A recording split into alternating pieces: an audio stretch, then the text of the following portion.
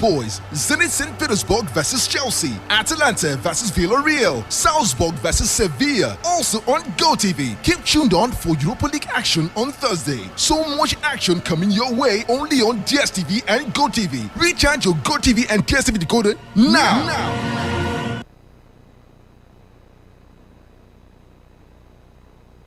Radio has never been this good. Today, 95.1 FM, Port Harcourt.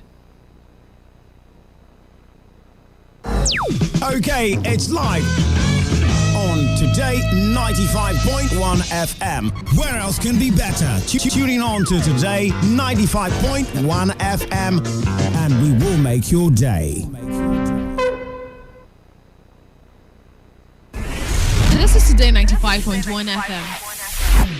To copy this tune, press 9. This is Today 95.1 FM. For current news and information, press 5. They are politicians, all of them. They know what they do. So they know how they attack each other. To stay connected all day, press 1. The person who raised the name is the one who made the public know about. Good afternoon and welcome to the World News on your Premium Talk Radio station. We are your Premium Talk Radio station. Today 95.1 FM, the station with a unique dial.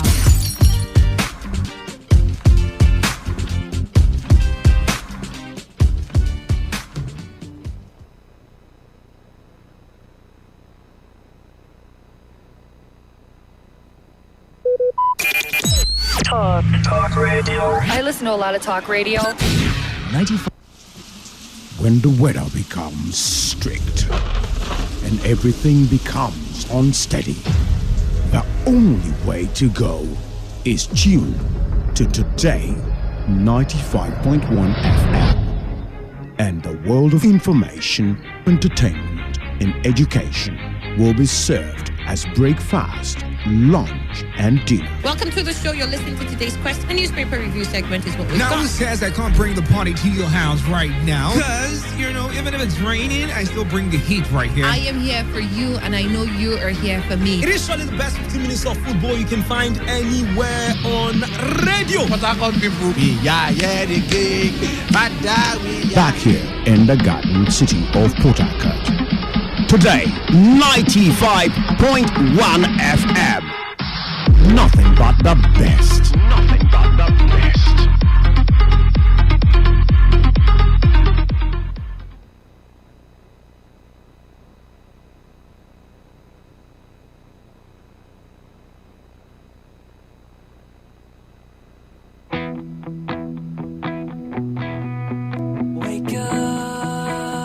This is Today's Quest with Annie on Today 95.1. The best of sports, lifestyle, analyses, and much more. Can you feel it?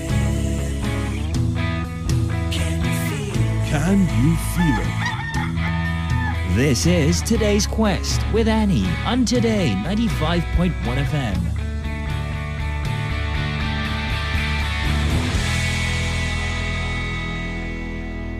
Seems like your heart stops working the minute they close the curtain. You take off your mask and take off your costume, and if anyone asks, you're taking a smoke break. You're drinking some coffee, but everyone knows what you're doing.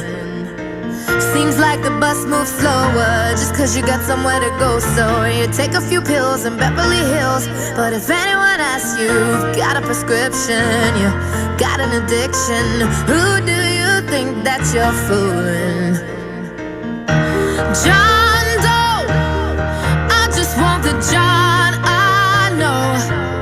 Once you put the drinks on hold, maybe you could come back home. John Doe. I told her, wait, it ain't what it looked like. I must have slipped and fell, clumsy me. Well, at least I admit it, cause the worst you could do is to do it and not be mad enough to say that you did it. That's just how you prevent it. Well, I ain't no different. I love all the money, the fame, and the parties with beautiful women. I spent so much time as an underground artist, cause I was afraid to succumb to the business and what I become. But that what you judge, you become. The path with the greatest resistance. That's how the tables can turn when they pivot and change your perspective and flip your entire position. My whole life I've been dying and wishing to live and experience everything possible. When I told them my dreams, they just said it ain't logical. Now I can see it, it's optical.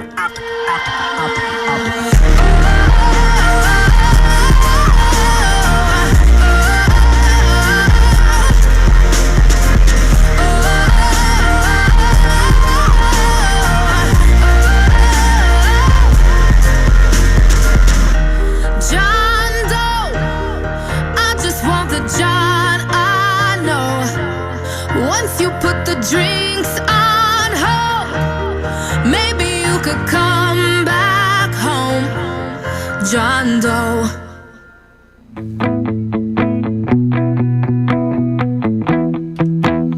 Oh, poor John Doe. Probably wandering on the streets somewhere, battling his demons. And Jane Doe too. Jane Doe is out there too, battling our demons. You know, listen, I'm trying to remember how I chanced upon this song now. I don't know, but since I bumped into this song, it's just been in my my list. It plays every now and then. And the more I listen to it, the more I realize how I can relate to it with life generally. You know, with the John Doe and Jane Doe, as anonymous as these people are and unknown, they represent you and I. And the fact that some of us are going through this. First of all, the fact that you think you know yourself, right? You think that, you know your intentions. They're your intentions, so you should know yourself. Sometimes you tell yourself, I did that out of, you know, what I did came from a good place. It was because I cared for you that I did this. It's because I wanted the best for you that I did this. But perhaps the action that you took in itself, interpreted by others, didn't come off that way. It's very possible. And you know, you will go off thinking you've done the right thing. And meanwhile, the perception you've left for people, or the, shall I say, the aura that you've left behind is that this is a really terrible person. In one class like that, they were asked, you know, to meet the closest people that we know, and I think we're grouped into four. We're grouped into four. And we're supposed to tell, and you must be people that you know, pick 4 people that you know. And if another person that you really know well is in another group, you're allowed to, you know, go back and forth, like speak here and go there. So that's how it happened. And we were asked to tell the 3 words that best describes each person. And well, not to tell it to the person's face, you know, so that we can be as honest as possible. And we were supposed to just write it and, you know, drop in the baskets that was put in front of each group. And so you could open it up and you find, oh, okay, maybe there were 7 in it, because other people from other groups who know you well will come in and say something, and back and forth. So, oh, my dearly, you open and you find things. And sometimes they're the strangest descriptions to you ever. And you're wondering, where did malicious come from? Me? Malicious? How? And then you see blackmail. You're wondering, blackmail? How can I? Because you can't relate with this and the kind of intentions that you think that you have. But that's just life, right? Nobody sees your intention. It's your action that we see. We don't know intention. We know action. So if the end thereof of your action does not align with your intention, my darling, we will see what we saw. We will not see your intention. And so it is, in this life, it is, how will I explain this now? It behoves on you that your intention matches with the end work, that whatever it is you're set to do, that your intention shines through. Else, at the end of the day, if you have to be in one of those groups and they write things about you, are you talking about Jane Doe or John Doe, or are you talking about me? Because these 3 things does not represent me, doesn't look like me, no, this is not me. But that'll be the perception that you give. Well, except if you have friends who just want to pull you down. If they're honest people, they'll tell you the truth. They'll tell you the truth of what it is. And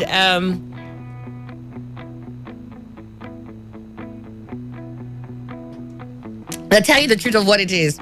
But, you know, I think that it's one of the best exercises ever, because you get in tune with how people see you and who you truly are.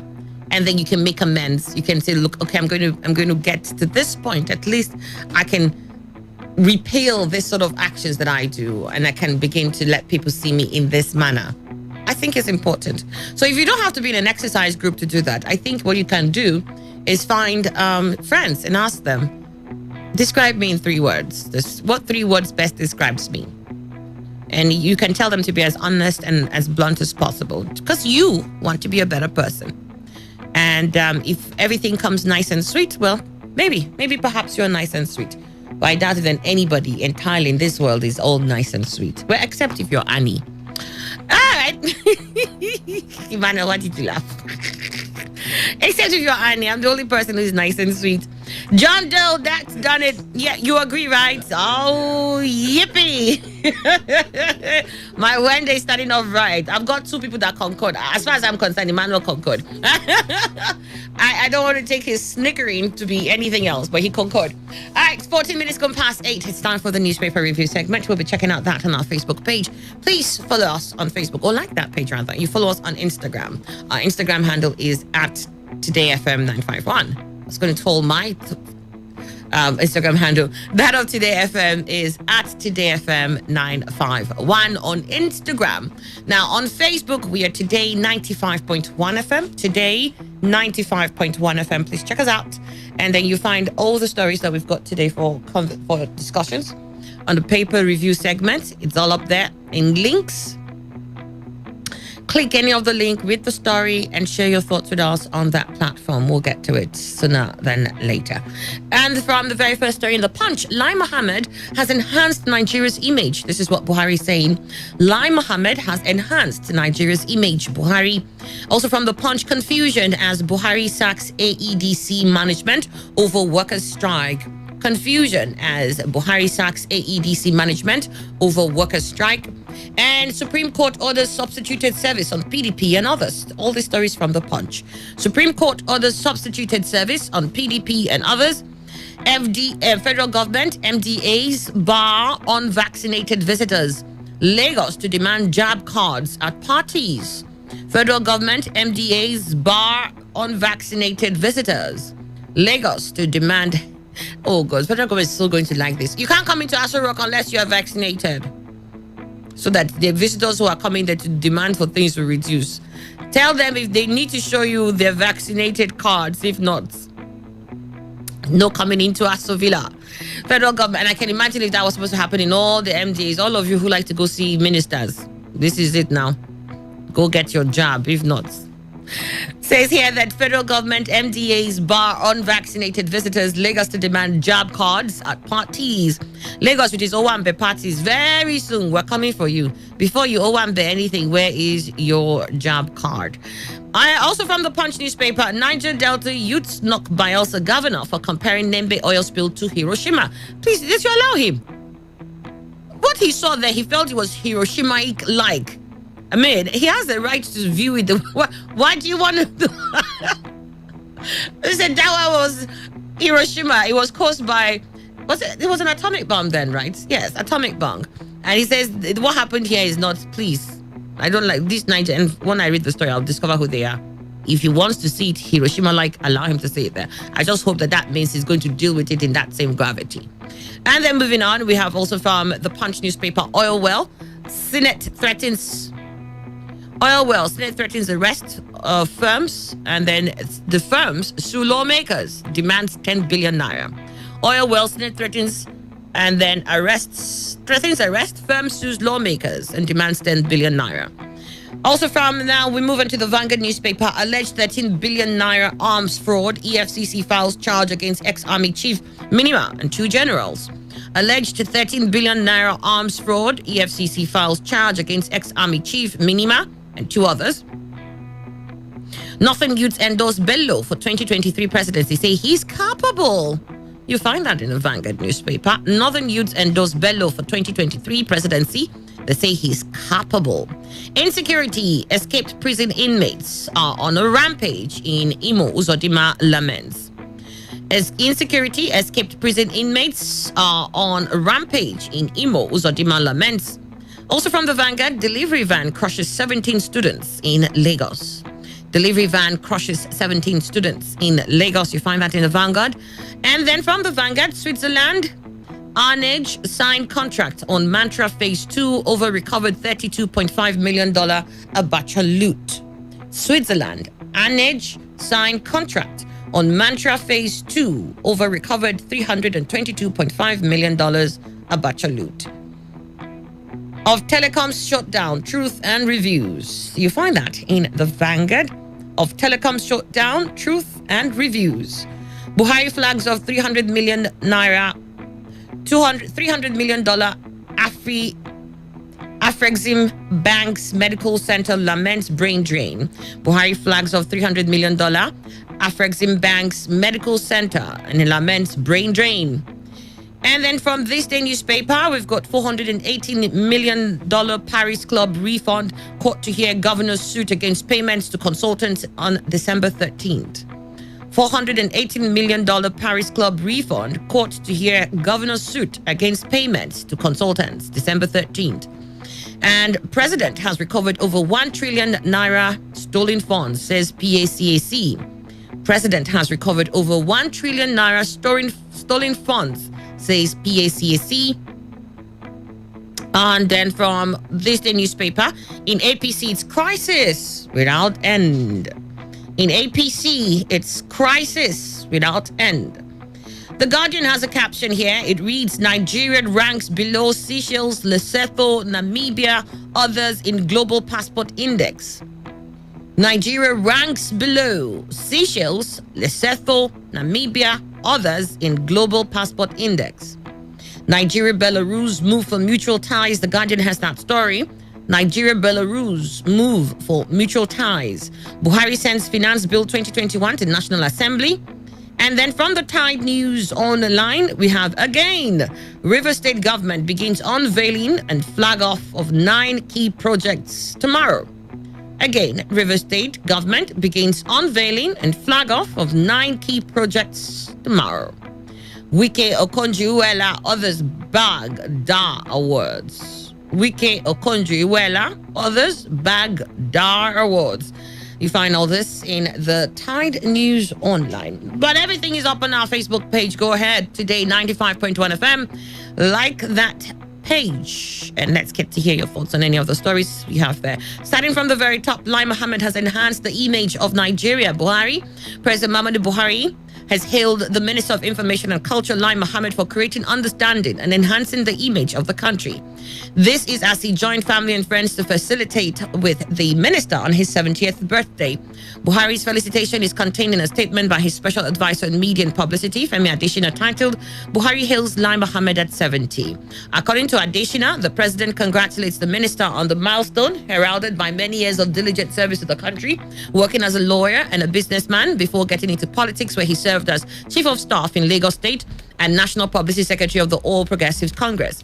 As a party stalwart, President Buhari notes the sacrifices and contributions of the minister in raising formidable information machinery that went a long way in bringing change in the country. The president believes Mohammed works assiduously to create understanding and enhance the image of the country by bridging the information gaps. The president commends his ingenuity, resilience, and emotional intelligence. Okay. I just spoke about something here earlier on. I said, get one of your friends and ask them to, use 3 words to describe you. I think this is what President Buhari has just done here. In describing Lai Mohammed, he says he's ingenious, he's resilient, and he's got a very high emotional intelligence. Will this be words that you'll use to describe Lai Mohammed? Emmanuel Nduka, I know you're not his friend, but... How do you decipher that? I don't know. I know you're not his friend. What are your templates? I don't know, but I know. In fact, I know they're not friends. But I mean, I'm crying with laughter this morning. Please don't. My thoughts is that from his public utterances and actions, you might be able to decipher if he's indeed ingenious, if he's resilient, and he's got high emotional intelligence quotients. Well, good morning, Annie. Good morning, Nigeria. But on behalf of everybody else, I'm so excited to hear your voice this morning, Emmanuel. I had enough of return, Emmanuel. Like I went and hid you somewhere. Well, the truth is that I think the president has just done what a father or mother will think or say in terms of a child that is maybe very loyal. The president couldn't have come out and tell us that Lai Mohammed is indeed rascally, and that is somebody that is cantankerous and all the rest of Just bad say happy accolades. birthday, Lai Mohammed. It was good working with you. Must you add other embellishments? No, if he you feel- wants the embellishments. He wants to garnish them with accolades. And of course, if he doesn't do that, because if he has said it in the opposite, people will be asking, then why are you keeping him? Why not fire him? So the president wants to stop the barrage of questions at him. So I think the president has stated, but for me, if you ask me, as far as this administration is concerned, well, in the past, like he was chief of staff and all the rest of them, I didn't know. In Lagos State. Yes, in Lagos State. I know that he was in Lagos State, but then I wouldn't have followed his activities like I'm doing now at the nation. But the president must know that as for Emmanuel Ndukwu as an individual citizen of the country, I think Lai Mohammed is rather misrepresenting the nation in certain ways, coming especially from his comments. If I start reeling them out now, maybe they have a different mind from mine. So I think the president has congratulated him and then heaped the accolades on him. Lai Mohammed, take that. You didn't beg for that. That's All right. okay. All right. From what you said, man, I understand that you don't think he's all those things. No, he's not. All right. He's not. As far as this administration is concerned. Pius Duko, you're a journalist and an analyst and president of Pius Duko Foundation. Great to have you. Good morning. Yeah, great, Annie, once again, with your very, very sweet sense of server. Hey, on the bill let me this add that. morning, yes, Annie has sweet sense of service. Yes. As number one, what friend told me. All right. And you know, I can't lie like No, you can't. other people. You can't. You Yes. can't. On the fact of these premises, there are two things that we must consider. One, the president physically saying that, and the other one, the spokesperson, Femi Adesina, saying that. So, even though he's represent the president, he is saying that from the spirit of the president, but not the words of the president. So I don't expect less that you are a servant. That is what they pay you for, to represent me, to speak. And sometimes you look at the body language, whether rightly or wrongly, and you speak what I supposed to, whether here. So what Femi Adesina did to represent President Muhammadu Buhari is to note that, look, this is one of our ministers still working with us. And looking back at the days when he was APC spokesperson, everybody knows what Lai Mohammed have been doing, especially in doling out informations, plenty of information. In fact, it was the information, and that's what the one of the cliche that is there, that based on the fact that he has done a lot of information machineries out, that is one of the recommendation. And we now find it that over the years, those informations that Lai Mohammed actually gave to the country, public, in respect that, look, if this government comes to power, a lot of changes will happen, dollar per days, and then the security situation will be calm in 6 months, Well, 1 year. maybe for Lai Mohammed, maybe that's what part of the things that they told him during those periods. Yes. They said, look, once we get on board, we'll do that. So Lai Mohammed just reiterated what he felt. Yes, Yeah. So it of might course. not be Lai Mohammed's fault if those things didn't come out this way. It's part of those things that I'm saying, that because it was not his fault, it cannot be his fault. So we are continuing to look at those things in view of the fact that he's still the minister, right, of information. But for the fact that you can come to the person's birthday and said, no, you're not doing well, I think is obvious that Nigerians have never practiced that. Very few people, and this outside the country, that somebody can come to your birthday and say, my friend or my brother, my staff, you're not doing well. You're not doing well. They can't do that.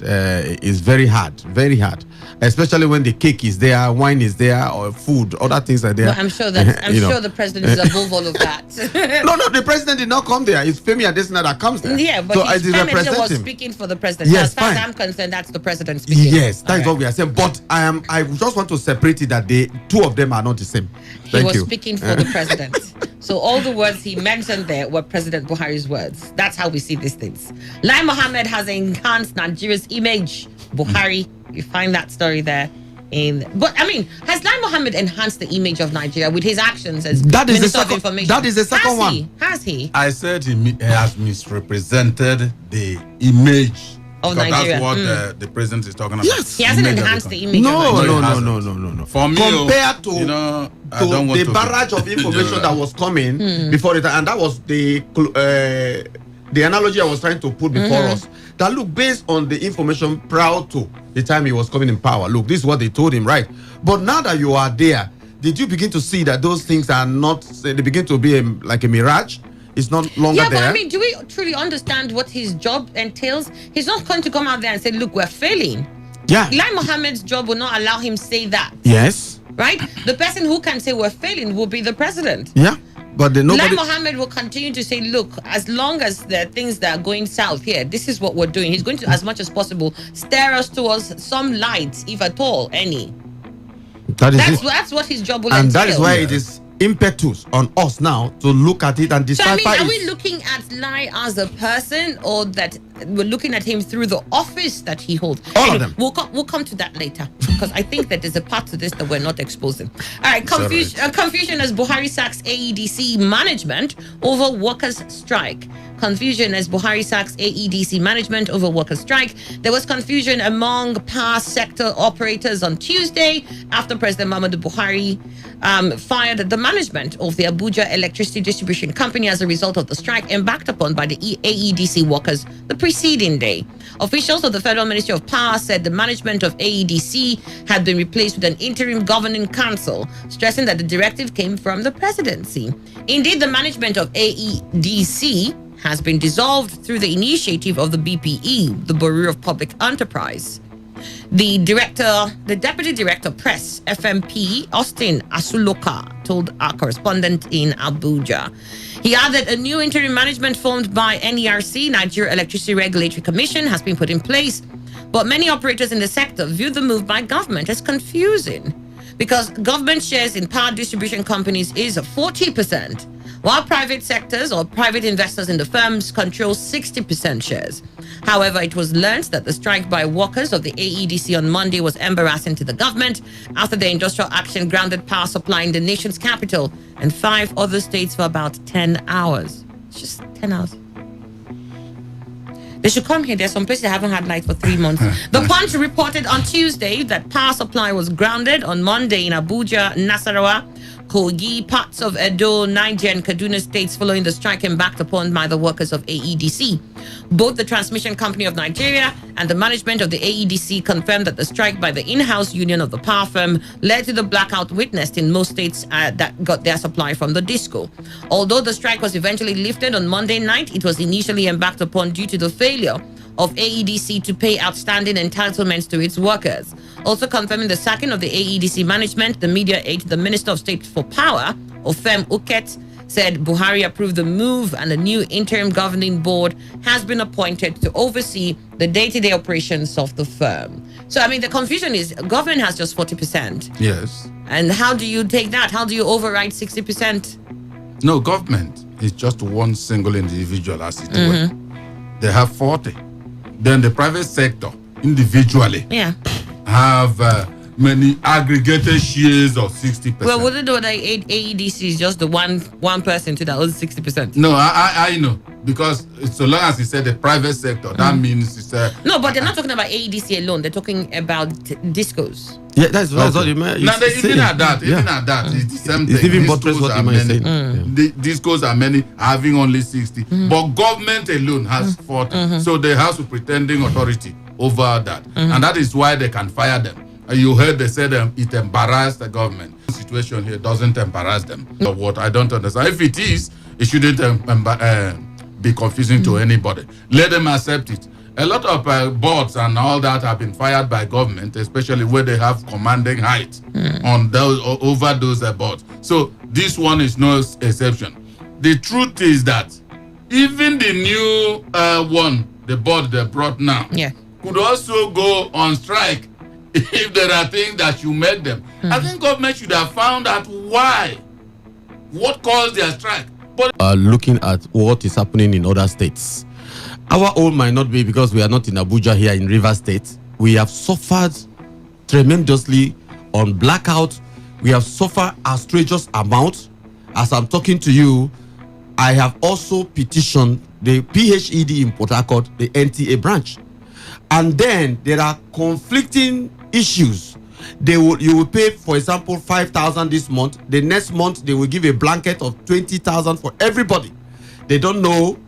At least they call it assumption bill. Somebody will be in their computers room and begin to dole out this type of bills. And no matter how you complain, you can also see their headquarters in Moscow Road, so pretending over bill around other areas. So we are suffering more. Is it because Abuja is close to Aso Rock there that Buhari could see all these things? We are suffering more here.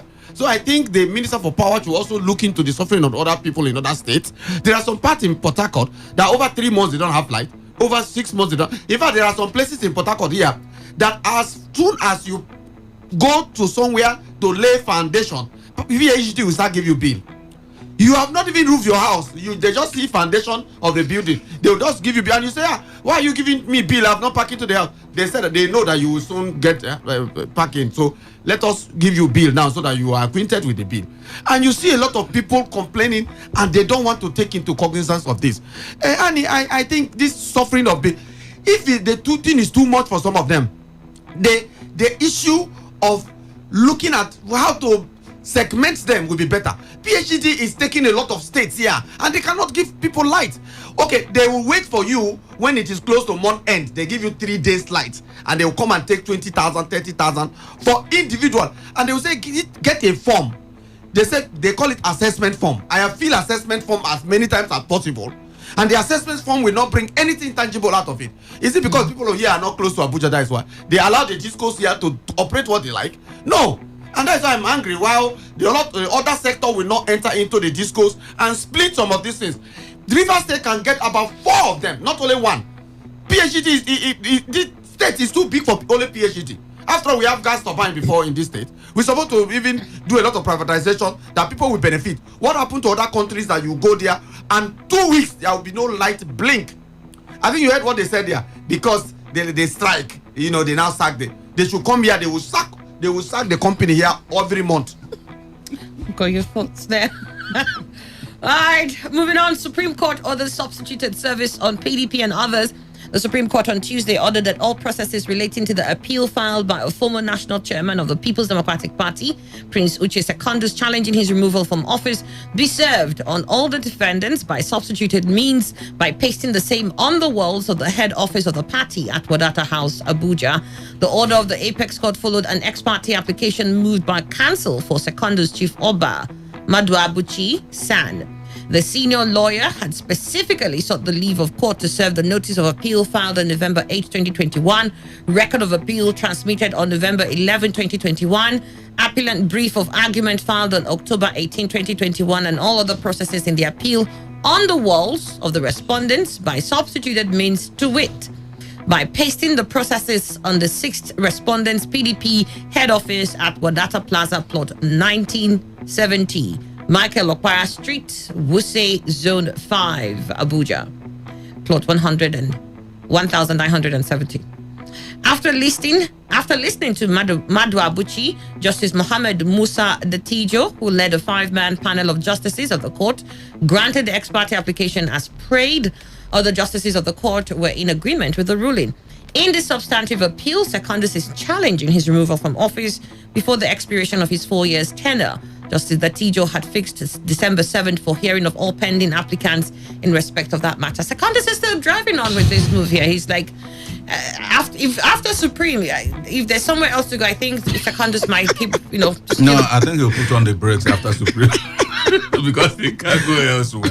Well, the truth is that in a quest to have justice, he should continue and exhaust all measures. I said that after the appeal court threw out whatever, and people were saying that, you are still pushing him to go to the... I'm not the one pushing him, but I know that sometimes when you do not agree with what came out of a judgment, you have maybe openings to continue ventilating your ground. You further it. Yeah. And the Supreme Court will be the baseline. I'm not sure Secondus, neither any other person can cross that baseline. The truth now is that serve them as the Supreme Court has said, but why is it that you require substituted means? Is it that they went to serve They them? have refused. Is the PDP running away from whatever Secondus is saying? They refuse to Are they guilty? They should paste it on their walls. So all these fans let us know exactly after the judgment. Is there maybe on the day designated for it? All right, Pius Nicole. Yeah, I think that substitute service, just like he said, is not a new lexicon in law in Nigeria. That will emanate from the fact that maybe it is when you evade service. Yes, if you evade service or there are no proper office, no proper address, they can now bring to that to the notice of the court that look, we could not serve them because of the fact they evade or they refuse to take the letters from us of service. But before they come to Supreme Court and make all these issues, it might be that either nobody was there or so. It's not prerequisite to the fact that you have won a case or even a delusion to the fact that you will win the case. It's just one of the means of serving somebody notice. Right. Some people will not understand. They will think that because they paste all this thing on their wall, that this person have win or this. It's just the beginning of the matter. And just like we said here, after the Supreme Court, what next? The next is to either go to your house or go elsewhere because there's no other way. For Secondus, I hope he finds rest. You know, either which way. It's either he finds rest, that the court grants his prayers and indeed says he was removed unlawfully, or that, he finds rest after realizing he's used all his possible legal means to get his issues addressed. But that story is in the Punch. Supreme Court orders substituted service on PDP and others. Then you also have from the Punch, federal government MDAs bar unvaccinated visitors. Lagos to demand jab cards at parties. Federal and Lagos state governments on Tuesday got tougher with enforcement of their directives on compulsory COVID-19 vaccination. The central government, which on December 1st disallowed unvaccinated civil servants from accessing their offices on Tuesday, barred visitors that were not vaccinated from government buildings in Abuja. On its part, the Lagos state government stated that all attendees of social events in the state must present their vaccination cards. The Presidential Steering Committee on COVID-19, led by the Secretary to the Government of the Federation, Boss Mustafa, had on October said civil servants without proof of vaccination and negative coronavirus tests will not be allowed to enter their offices as from December 1st, 2021. On Wednesday last week, security agents started barring unvaccinated civil servants from government buildings. On Tuesday, the federal government went a step further in enforcing its compulsory vaccination order when it stopped contractors, journalists, and other regular visitors from entering various ministries in the Federal Capital Territory, responding to a question on whether the restriction of unvaccinated workers ought to be extended to journalists and others. The head of Technical Secretariat's Presidential Steering Committee on COVID-19, Mukhtar Mohammed, simply said it's not in order, it's not out of order. The Punch reports that over 10 federal ministries are located in the Federal Secretariat complex and the Office of the Civil Service of the Federation. The ministries located at the Secretariat include the Ministry of Labor and Employment, the Ministry of Health, the Ministry of Information and Culture, the Ministry of Science and Technology, Ministry of Special Duties, Ministry of Aviation, Ministry of Youth and Sports Development, the Ministry of Education, Ministry of Police Affairs, and the Ministry of Communications and Digital Economy. Also affected are agencies at the Federal Capital Development Authority, including the Federal Ministry of Agriculture and Rural Development. 3 of our correspondents were denied access to various ministries for failing to present vaccination cards. One of our correspondents was informed by an unnamed security guard that the above had become necessary because civil servants could pose as visitors and gain access. So this is for Abuja though. So aside civil servants who are being denied access, it seems contractors and journalists are also, denied access to government buildings. Emmanuel? Well, I think for me, when you say civil servants, except otherwise you are vaccinated, you won't come into this building, into any government offices. Yes, those who also come there should present their evidence of being vaccinated. I think the equity we always say has taken a flight in Nigeria, not in this case. They are just maintaining They equity. insisted. Yes, but it's not new. We knew when they said, you see, by December 1st, this will happen, that it was going to happen. Because I think people came up, the civil servants, under their union said, extend it till March. They refused. And so what else will you would they do than what they have done? But let's see whether, You know, Annie, the greatest problem here is that even if civil servants now turn in droves and say we want to vaccinate, do they have the vaccine? They say they do. Oh, they said they do. Boss Mustafa said they have enough vaccines to vaccinate up to 70% of Nigerians all the way till March of next year or so, sometime in 2022. It might be eccentric to think what I'm going to say now. I support federal government All right. in this particular crusade. Let them go and vaccinate. Whoever doesn't want to vaccinate should leave his job. All right, Emmanuel. I've got your thoughts there. Pius Duko. Yes, I think there's a report I stumbled on recently, and they said malaria kills a lot of people more in Nigeria than many parts of the world. Malaria. I think that should be one of the drive which the federal government should ensure that they treat a lot of people who are actually dying of malaria every day, daily basis. And there are other ailments too. Poverty is an ailment, even though we are not classify it as medical ailment. So sometimes we should look at most of these critical conditions who are very preconditioned to where this virus will come and attack somebody. But I am looking at the point of law, whereby lawyers, people within the jurisprudence industry should look at it, whether you're violating my rights, if I could be vaccinated or not, or forcing me to, vaccinate. It could be against a fundamental human right of somebody else. So I think people who are legally luminaries to look into this venture and not to force somebody to actually vaccinate. Whereas there are actually great confusion of fake vaccine, which they have not denied. NAFDAC have continued to say that. So by the time that people begin to subject themselves But that's into what they this, say. You should go to government designated areas and take the vaccines. Sometimes it's going to be very difficult to prove which one is fake or which one is not fake. There are also fake certificates of people printing certificate that have been vaccinated or this and that. So until these things are laid to rest, you can't make it mandatory. All right. And even as a choice, there's a choice. It is only where, even in few countries, when you have a disease that you is terminal disease, that you now have to seek for the fact that please inject me, let me die. Right. If not, you don't need to do that. Okay, we got your thoughts on that. Dr. Emmanuel Warner joins us. He's a lecturer, Department of Political Science, University of Port Harcourt. Great to have you. Good morning. Morning. Thank you very much, Annie. All right, so let's get your thoughts on this here. Well, I think that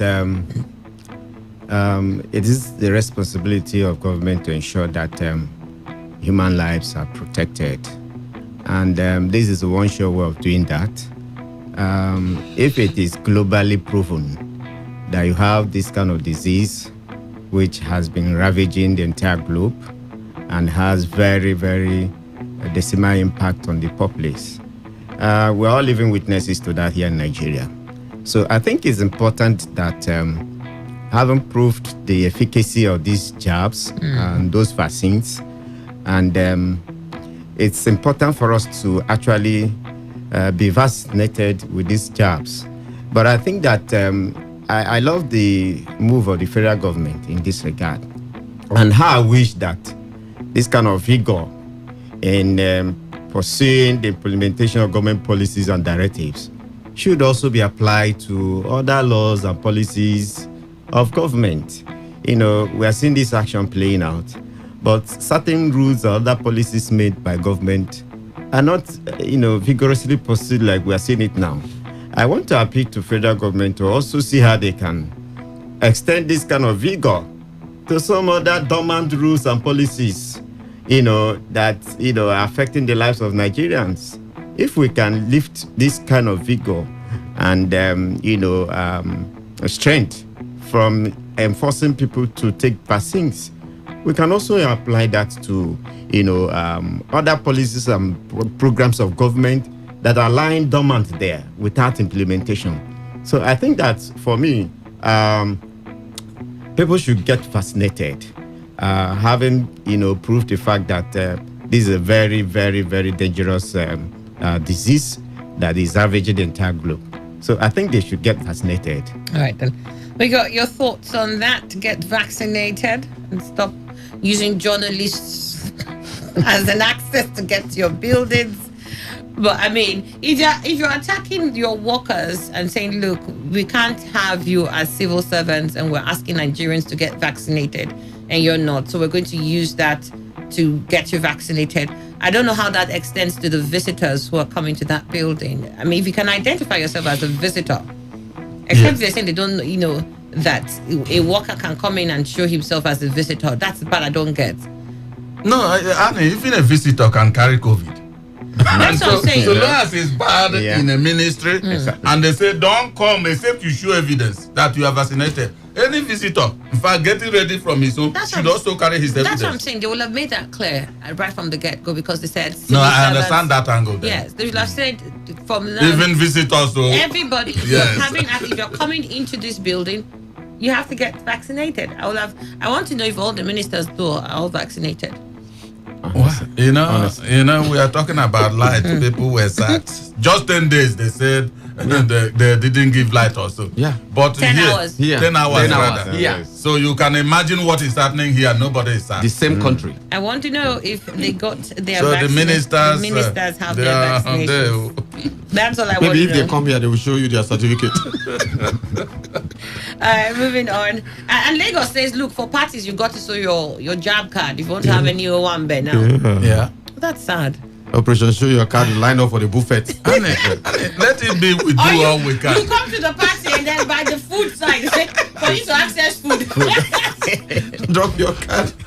And you see everybody will come up with his evidence. So. But I think here is that, except if you're saying that the cards must come from an approved center. If not, everybody will come up with a card now. Exactly. That's what I'm saying. That's correct. Because they can duplicate something and present. I mentioned it's already existing. There are fake cards. People already come There are with fake ones. Yeah. Fake ones. Yeah. Okay, moving on. Then you have here Niger Delta youths knocked Bayelsa governor for comparing Nembe oil spill to Hiroshima. The Niger Delta Youth Council has described as mischievous claims by the Bayelsa state government that the spill at Nembe could be comparable to the destruction of Hiroshima.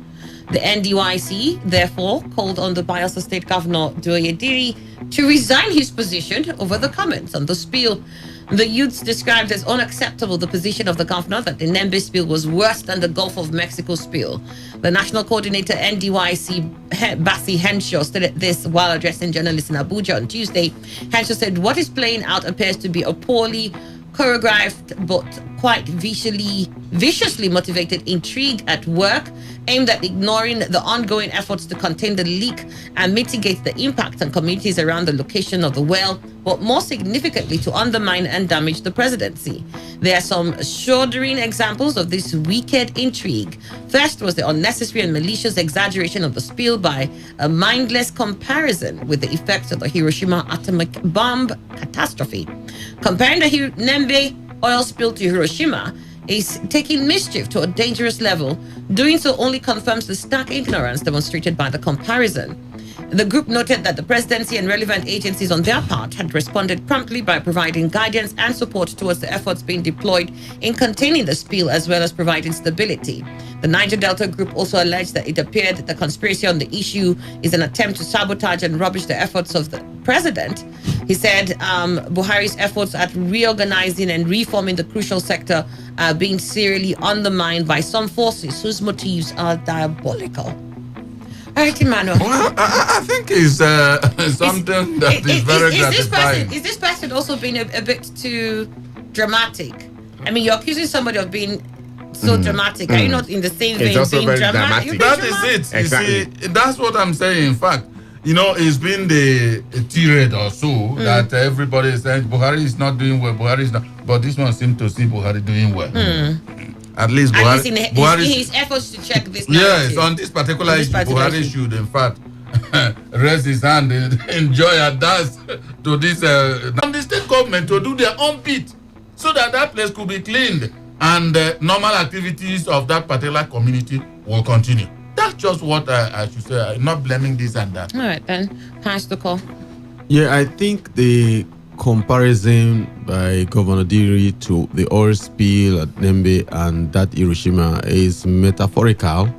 And in using your choice of word like a metaphor, I don't think anybody will misinterpret using metaphor or simile or even some word like onomatopoeia. It's not wrong. So what I think they should do also is to look at the grave destruction where that oil spill have caused the people. And even comparing that with Gulf of Mexico oil spill, that the federal government, I remember the time of President Barack Obama of America, who first of all went round and visited the place and asked Shell BP to pay $20 billion compensation first. He said, keep this money first. And everybody within that enclave take compensation first. And they begin to swim into action using a lot of technicalities to recoup the oil from the sea, begin to check. After some time, send scientists to check whether the water is clean, whether the fish is okay. In fact, they even continue to look and get fish after the place has been cleaned up and carry the fish to laboratories to test whether the fish is okay to eat. Here, we are busy eating fish with crude oil, even in the stomach of the fish, tilapia, that can survive sometimes in the crude, and we are consuming every day. And you think that people will not die after so many times? We are even talking about the pilot program of cleanup that is starting in Ogoniland, how it can now enter into Bayelsa so that people can get relief of life. If you see the magnitude of mangrove destruction, and just a spill of oil here, it will clear a mangrove as far from here to how many kilometers? I have seen it in Bodo City there, where I come from. If the oil spill come here, it's going to wipe out. And sometimes most of those places are close to the Atlantic Ocean. And big fishes will be swimming up and becoming dead. So that comparison is not out of context. All right. But we should quickly clean oil spill and compensate people. It's not something they need to beg. The Gulf of Mexico spill, nobody begged anybody. All right. The president stood there and administered that those things should be cleaned properly. All right. Got your thoughts there. So it's the same thing to the president has says those things should be cleaned properly. And compensation paid. Yeah, I mean, that's what they're going through too. Yeah, so Diri did not do any wrong. Dr. Emmanuel Ona. Yes, Ali, one thing I'm always worried about is this kind of what I may call busybody politics, with sycophancy encapsulated in prebendal politics. I mean, I begin to wonder how somebody from the Niger Delta, even if the governor has said that this thing is more than the Hiroshima, I don't see any reason. We all know what we are suffering from these environmental perturbations in this part of the country. We all know. We are aware of it. Is it Hiroshima? Yeah. It's Hiroshima because, look, the environment Let me check what happened in Hiroshima. They tested the nuclear atomic bomb there. Yeah. No, I just want to take the effects. Okay. So we'll compare. Exactly. Yeah, that's all. Human lives are involved in both situations. Yes. If we say human lives, then that means anywhere that anybody died is Hiroshima. No. It's not human life we're talking about. No. Anywhere anybody dies is Hiroshima. No. The point you are making. The toxicity of the chemicals in the oil. That's what I'm saying. So anywhere there's a toxic chemical that kills is Hiroshima. Hiroshima life. Hiroshima life, exactly. Hiroshima life. Because we, Annie, it's a very serious matter. I know. Because we know. I can't. I've got to go. Unfortunately.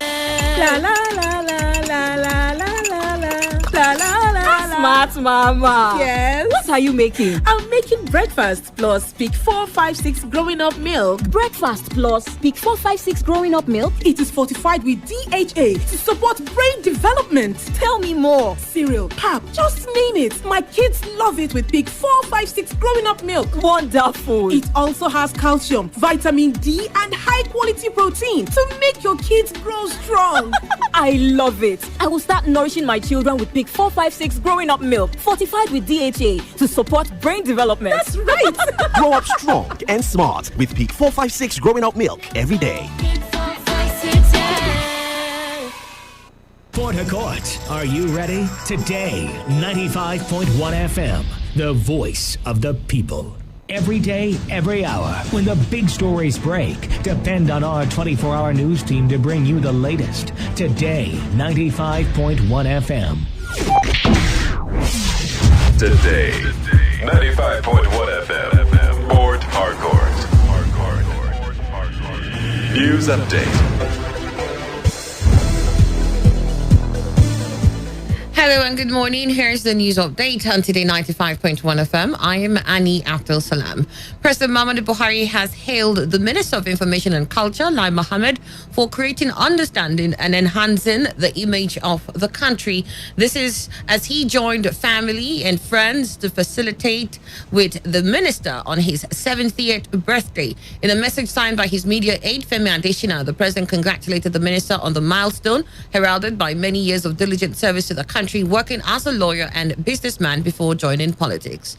The federal government on Tuesday got tougher with the enforcement of their directives on compulsory COVID-19 vaccination.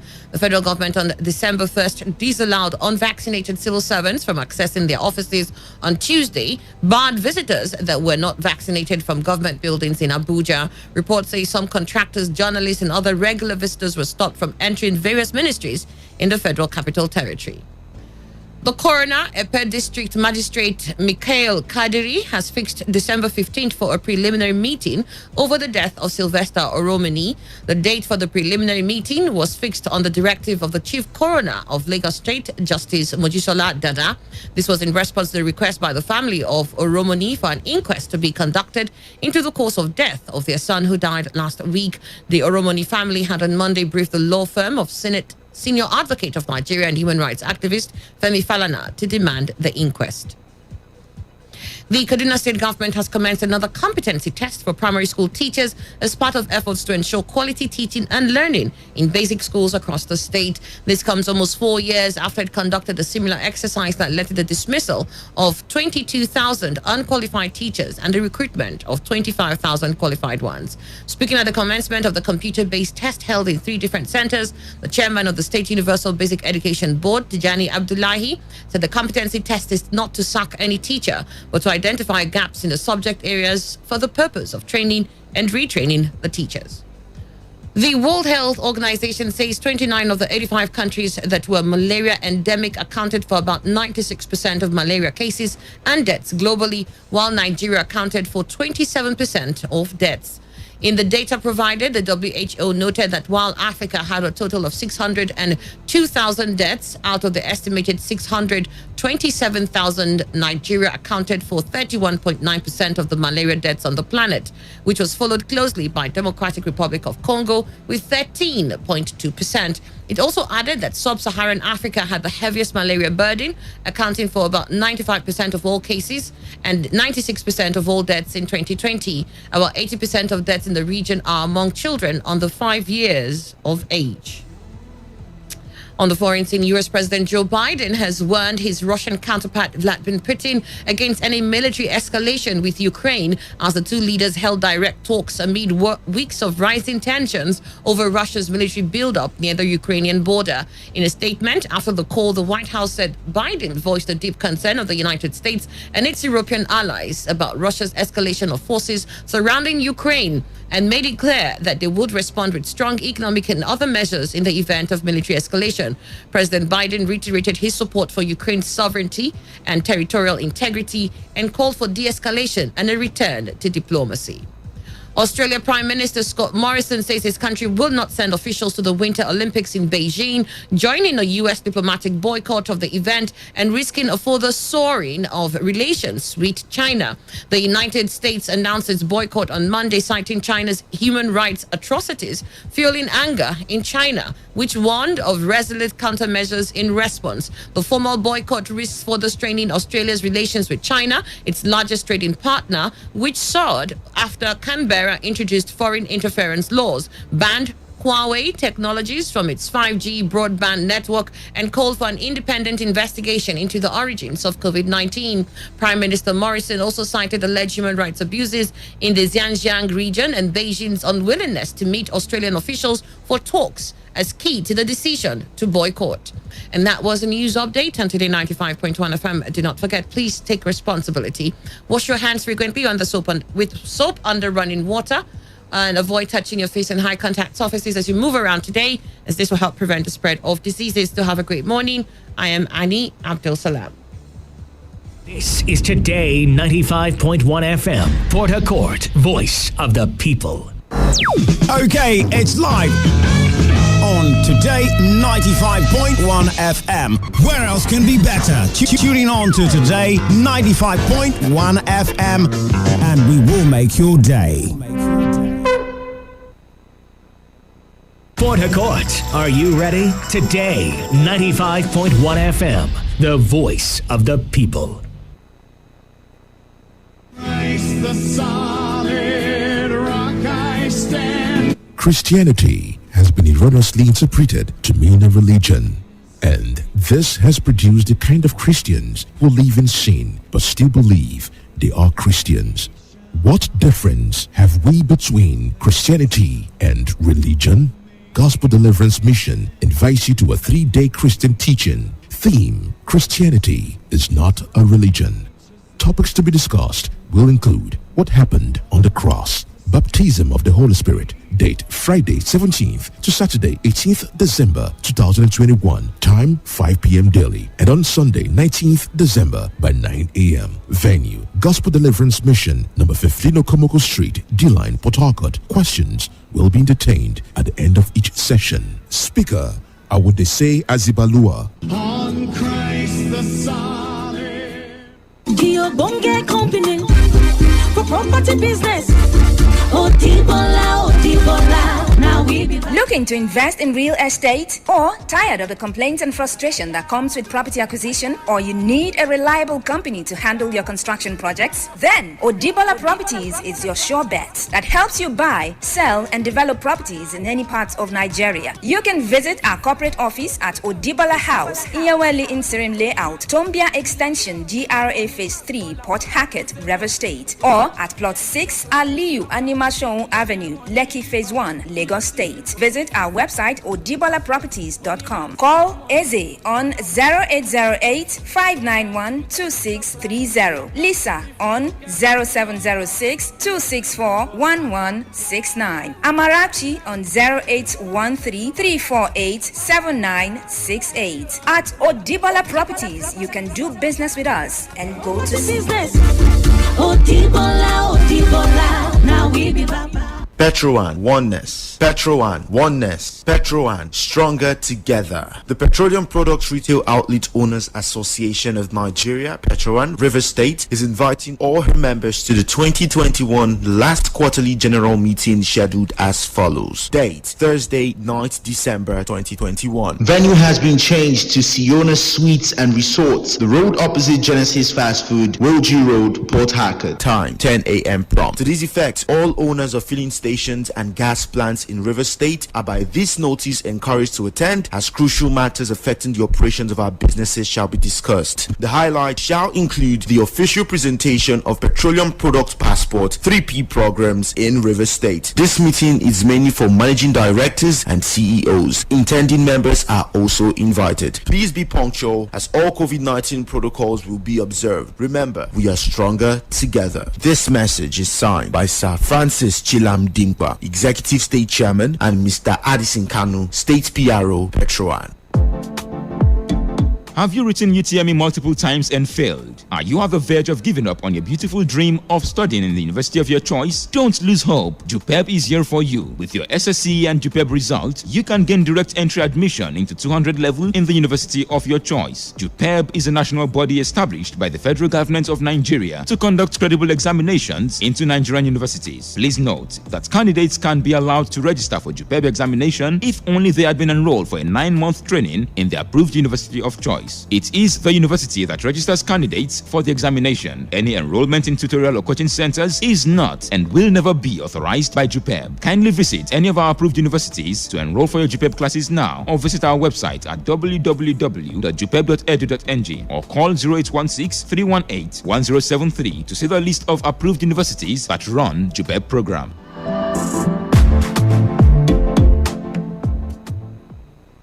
Port Harcourt, are you ready? Today, 95.1 FM, the voice of the people.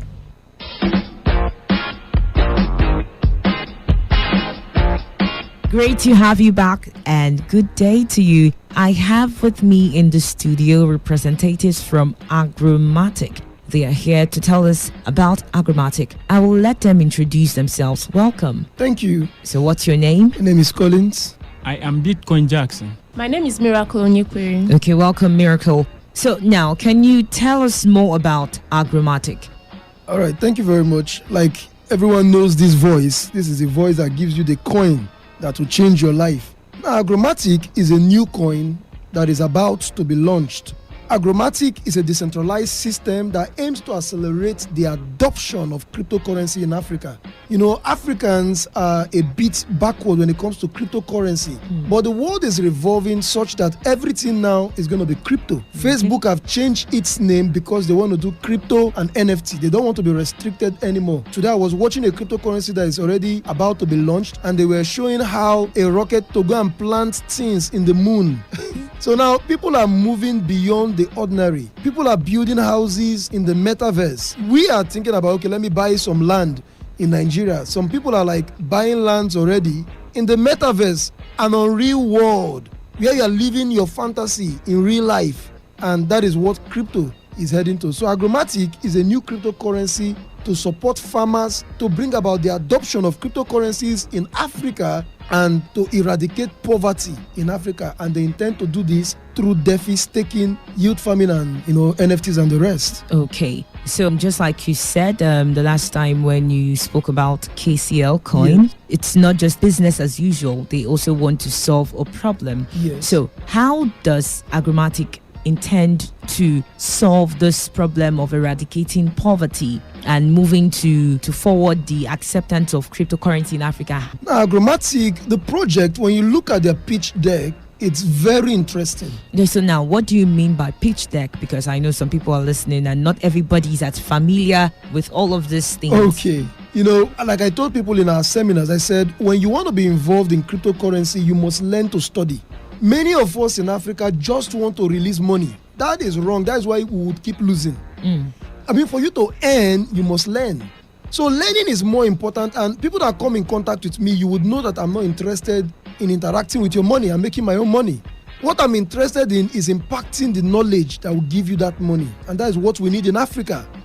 Now, when you talk about pitch deck, when you want to study about cryptocurrencies, there are different things you look out for. You look at their white paper, and then there are some coins that may not have the white paper. They have what they call the light paper, and then if you don't have the light paper, then there's something called the pitch deck, like a summary of what this project is coming to do in a picture format.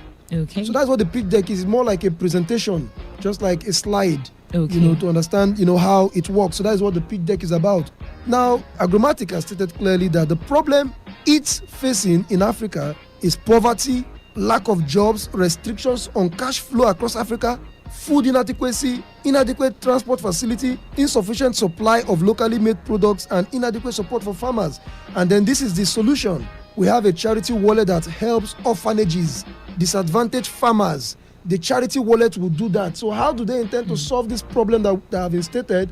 Through charity, supporting farmers, thereby supporting their families and supporting their workers. Okay. And then you talk about provision of jobs through farms. This company, Agromatic, a cryptocurrency-based project, intends to create farms in different countries in Africa, which of course would create employment job opportunities. There will be farm equipment that will be rented to farmers. You talk about transport. You can't run a farm without the transport. How do you transport the eggs? You need a car. So that means a driver will be employed.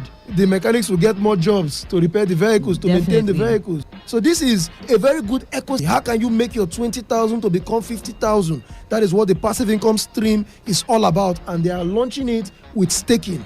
Interesting. Yes. So now, Agromatic intends to eradicate poverty in Africa. Yes. That's a very big goal, because the how is what matters. Yes. And the process, we want to know what's the process. How can Agromatic eradicate poverty in Africa? Now, Agromatic can eradicate poverty, but the ball is in our court. Yes. How do you mean? What I mean is that a parable, or whatever they say it, you say you can take a cow to the waters, to the stream, but you can't force it. You can't force it to drink. You can't force it to drink the water. So now they are coming with several opportunities. The ball is in your court. Would you learn about this? Would you avail yourself to be part of this initiative? Would you avail yourself to be part of it? That is the question. So that is why, Jesus said there will always be the poor, because there are people that would not. I did a giveaway of 200,000. I was like, all you need to do is join this group and then tell others to come. Once it's filled up, I will give 200,000 to people. And then some people are still sending me private message. Please, can you give me loan for my business? You can imagine. You've created an avenue for you to get free money, but they are coming to meet you for a loan. So that is it. So Agromatic has created several systems. They have a tokenomics that allows them, do charity without stress. Every time someone buys the coin or sells the coin, that charity wallet increases. And the integrity of the developers is what is important. And Agromatic developers are very, they are full of integrity. Oh, that's great, because we've heard stories countless times where projects start up and it fails. That's true. After people have invested, people have bought the pre-sales and a lot of things, yet they still do not get into the market. So now, what are the tokenomics? How does this work? I think this is like the very first time I'm getting to hear this. I think it's somewhat related to tokens, right? Yes, of course. Okay, so tell us more. Now, Agromatic has a maximum supply of 2 billion. That's because, like I said, they have a plan to reach out to the poor, like to help not just the poor. Everybody needs passive income. Yeah. If you're hearing the sound of my voice, you need passive income. Like Warren Buffett has said, and I keep reaffirming it, that if you don't learn how to make money while you sleep, eat and drive, then you will work until you die. I paraphrased it. So you want to make money while you are sleeping, and that is what Agromatic has come. Are you aware that Agromatic has launched its staking already? And the staking is already promising 30% monthly, which is paid every hour. Wow. So the moment you are part of Agromatic, you are earning more coins. So they have set aside, staking. You may be wondering, what is this staking? We've been hearing staking. You always talk about staking. Staking is like a fixed deposit. But in crypto, it gives you higher returns compared to the traditional banks, traditional financial systems. Interesting. Yes. Wow, that's great. So how can they reach you? I believe some people are already wondering, I think I would like to know more about this. So how can they get to you? Okay, you can call me on the following number: 081 23 44 8735. I call it again: 081 23 44 8735. And you can also visit our office at number 21 Airport Road, number 15 Debwak Plaza, opposite Jonathan Oil. Once you call our numbers, we'll give you directions. There we can help you set up your wallets, help you, set yourself ready for this Agromatic coin. Okay. So can you kindly explain the dividend and the tax in the 15%? Now, that 15% is a tax that is put in the contract. Remember, we're dealing with a decentralized system where your money is not going to be given to any human. Your money will be controlled by you in your own wallet. So there's nothing like Collins, please help me register. I can't help you register. You have to register with your phone. I can't control your money. Nobody can control your money. So now the contract taxes anybody that buys the coin 15%. And then when you want to sell the coin, it taxes you 15%. So now, how is it shared? 4% goes for marketing. Show me a business without marketing, and then I will tell you something that is about to fail. True. And then they have 2% that will be for liquidity. Why? Somebody asked me a question and said, how are we sure that the liquidity will not be finished? I said, no. Their tokenomics already adds liquidity to the pool. So this coin will always be traded for life. Wow. Because in the tokenomics and the smart contract, it has put it that 2% of transactions would be returned back to the liquidity. So liquidity will keep increasing, and then 3% will, and mind you, the coin will be converted from Agromatic to Polygon Matic. This is one of the best coins right now with potential. So now, what differentiates Agromatic from Polygon Matic? Polygon is the blockchain where Agromatic is being built on. Remember, there are tokens and there are coins. Tokens are built on other blockchains. So Matic, or call it Polygon, is the blockchain of Agromatic. Meaning, for you to operate Agromatic or to have Agromatic, you need a little portion of Matic. Of the Polygon. Of the Polygon. And Polygon has a very big future. Really? Yes. Interesting. Good to know. So now, has this coin been launched into the mainstream market? So now, has this coin been launched? No. This coin, that is even the beauty. You are privileged. If you are hearing us now, then that means you are privileged to buy it at the cheapest price that you can ever get it. Because this coin is going to be launched in a few days' time. Wow. I think in 5 to 7 days' time, this coin will be launched on a launch pad. an ideal launchpad, pink sale launchpad. So now, during the pre-sale, that is where you are able to get the coin at the cheapest price. You know, many people wait for a coin to moon. It has done 50x, 500x, and then you're like, I want to buy this coin, and then you see the coin dropping, and then you're in loss. Of course, it may go back up. How about when you buy it at the pre-sale and then the price goes 100x? That means you're in massive profit. That was what we enjoyed in KCL, and I believe that we would all enjoy that in Aggromatic. Oh, great. So over to you, Mr. Jackson, Bitcoin Jackson. You've named yourself after Bitcoin already. I did. Something that you like, something that you do. Can you tell us your experience with cryptocurrencies and why you think Aggromatic is something that people should buy into? Yeah, thank you very much. I'm happy and I'm privileged to answer this question to the public. I ventured into crypto earlier, and I moved from small to bigger and more bigger. Crypto made me who I am today. Interesting. And I will advise everybody, if you're not in crypto, you're not anywhere. Join this move and make your family proud. Aggromatic will help you achieve that result. Thank you. Okay, thank you very much. Great. And also, earlier, you remember we introduced Miracle Onyekwere. So tell us your experience with KCL coin and why you think people should buy into cryptocurrencies. What are the opportunities that exist in cryptocurrency? Okay. My experience with KCL is, the thing is, I was very, very broke before I got into cryptocurrency and KCL. I started it with KCL, and buying KCL at a very cheap price at the pre-sale.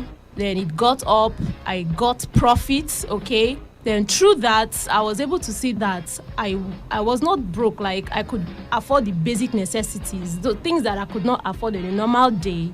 It just came easily through KCL. So I would advise people to go for Aggromatic, okay? They should go for Aggromatic. At least it's going to help you, get the necessities of life, which are important. Yeah, which are very important. Being broke is deadly. Definitely, really. Nobody wants to be broke. Okay, so over to you. Tell us about the pre-sale of these coins and also the roadmap for Aggromatic. All right, the roadmap is very clear. They have so much in store. When you read the pitch deck, you will find that there. You see the Q3, they talk about the team formation, planning and research, which they have already done. They have the social media creation, the website launch, the Aggromatic token creation, which has been done. And then now the private sale and then the official launch. This is going to be the next big thing. Aggromatic is going to change a lot of people if you can get it in the pre-sale. Even the pre-sale, you may not even get it, but you are sure of buying it when it's launched. But if you can get it in the pre-sale, then congratulations to you. We have witnessed pre-sales. I did the last pre-sale and they gave me a very little allocation, as little as $35. Do you know they released only 33% of those coins that I bought, and I made over $500 on that. And that was what they could give to me. Of course, I could have bought more. But they gave me only allocation for $33. Nobody releases their coin to the public. Aggromatic is the future for every African. And if you are part of Aggromatic, then congratulations. When the inflation comes next year, we'll be smiling the way I'm smiling right now. Okay, so once again, tell us how we can reach you. The number to call 081-2344-8735 or 080-2870-9451. 081-2344-8735 or 080-2870-9451. You can also reach us at our office, number 21 Airport Road, number 15 Debak Plaza, opposite Jonathan Oil by Adros Gas, Rumodumaya, Port Harcourt. Call us and we'll direct you to the place. Okay, thank you so much for coming. It has been a pleasure having this conversation with you. Thank you. Thank you. Thank you.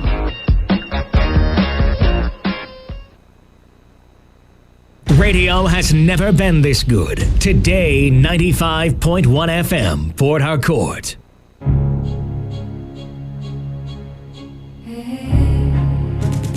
You know what? Open that door now. I go match and down. Oh yeah, give me that thing. Come on, give me the phone. Give me that thing. Oh yeah, don't shoot that police. They go over. Insecurity has become a common factor in our general language within the Nigerian space, no doubt. Not only has it become a threat, it has begun taking diverse dimension we cannot ignore. A solution we seek. A desire to stop the trend is imminent. Waste up 2 seconds. God, hey, Jesus. Straight bullet, though, what kind of country is this? Hey, boy, I just said to go and buy something. What kind of thing is straight bullet from where? I'm finished, though. Directly or indirectly, we all have lost people, friends, family, or acquaintances as a result of insecurity. But is security only the job of the government? No.